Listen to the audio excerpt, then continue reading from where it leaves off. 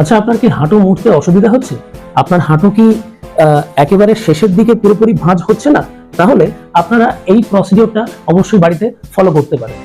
একটা towel role আপনারা নেবেন প্লিজ, এবং টাওয়েল রোলটাকে ঠিক এইভাবে হাঁটুর এই জায়গাটাতে, যেখানে এই খাঁজটা রয়েছে, খাঁজের এখানে আপনি হাঁটুর টাওয়েল রোলটাকে প্লেস করবেন, এবং যতটা আপনার হাঁটু ভাঁজ হয়, মানে যেখানে গিয়ে আপনি রেস্ট্রিকশনস ফিল করেন, সেখানে গিয়ে যতটা আপনি পারবেন within your pain free range আপনি এইভাবে হাঁটু ভাঁজ করতে পারেন।